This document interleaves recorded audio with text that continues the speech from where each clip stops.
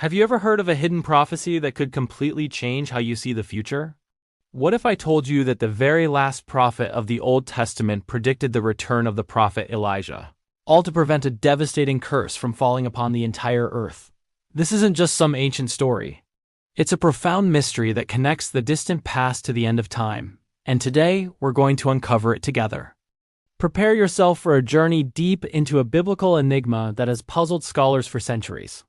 The prophecy is found in the book of Malachi, chapter 4, verses 5 and 6. It's a message that's both startling and full of hope, and we're going to break it down piece by piece.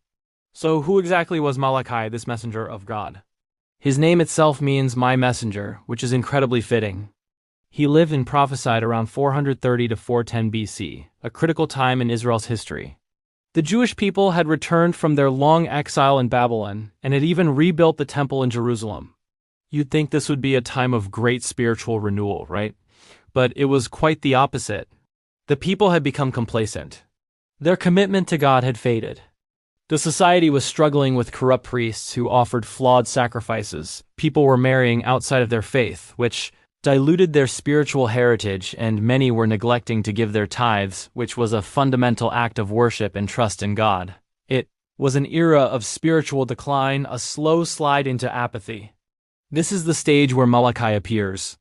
He is the last prophetic voice we hear in the Old Testament, bringing a close to a 400-year cycle of prophecy. But he doesn't just end a chapter. He points directly to the next one, the New Testament. And this is what makes his prophecy so hidden. It's not just a message for his time.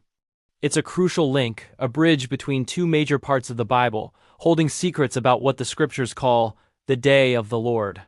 Let's dive right into the heart of this prophecy. I'm going to read Malachi 4, verses 5 and 6 directly from the text. Behold, I will send you Elijah the prophet before the coming of the great and dreadful day of the Lord. And he will turn the hearts of the fathers to the children and the hearts of the children to their fathers, lest I come and strike the earth with a curse. Let that sink in for a moment. It's pretty shocking, isn't it? Right before the final judgment, a day described as both great and dreadful, God promises to send Elijah back.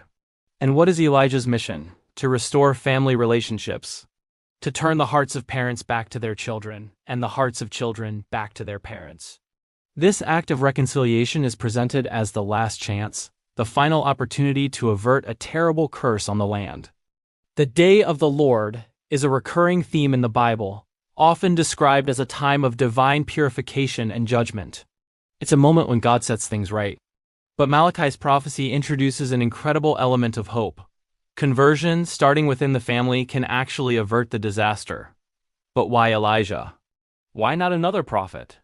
Think about who Elijah was. He was the prophet of fire and restoration. He famously confronted the prophets of Baal on Mount Carmel, single-handedly calling an entire nation back to the one true God.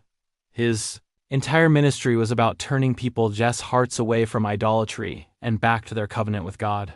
So, it makes perfect sense that he would be the one chosen for this ultimate mission of restoration. His return isn't just a historical callback. It's a promise of profound spiritual transformation. It's about converting hearts to prevent chaos. Now this leads us to the biggest question of all. Who is this Elijah that Malachi prophesied about? This is where the mystery deepens and connects directly to the New Testament. The most common Christian interpretation points to John the Baptist.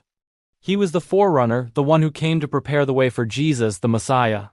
John lived in the wilderness, wore camel's hair, and preached a powerful message of repentance, very much in the spirit and power of Elijah. In the Gospel of Matthew, chapter 11, Jesus himself makes this connection explicit. When his disciples ask about Elijah, Jesus says, "And if you are willing to accept it, he is the Elijah who was to come." So John the Baptist is seen as the initial fulfillment of this prophecy, preparing hearts for the first coming of Christ. However, the story doesn't end there. Many theologians also believe in a future, more literal fulfillment of this prophecy. They suggest that Elijah himself, or a prophet with his same spirit and power, will appear again in the end times, right before the second coming of Jesus and the final day of the Lord. This interpretation connects Malachi's words directly to eschatology, the study of end times. It suggests a dual fulfillment, one that has already happened with John the Baptist, and one that is yet to come. This is what makes Malachi's prophecy so unique and powerful. It perfectly closes the Old Testament by looking back at one of its greatest prophets, and simultaneously opens the door to the New Testament by pointing toward the coming of the Messiah and even the final events of history. And what's the core message at the heart of it all? Family restoration? Think about it. In a world on the brink of judgment, God's primary solution is to heal the most fundamental unit of society, the family. In times of division, God uses his messengers to unite generations. So, what does this ancient prophecy mean for us today, right now, in our modern, often divided world? The message is just as relevant. It's a call to action. It tells us that turning our hearts toward God must be accompanied by turning our hearts toward our family. Rebuilding broken relationships with our parents, our children, our siblings, this isn't just a nice idea. It's presented as a key to averting spiritual curses and unlocking divine blessing in our lives. In a world filled with so much strife and separation, the path to healing, according to Malachi, begins at home. By making a conscious effort to restore and cherish our family bonds, we are actively participating in God's plan for reconciliation. It's a powerful reminder that the biggest changes often start with the smallest, most personal steps.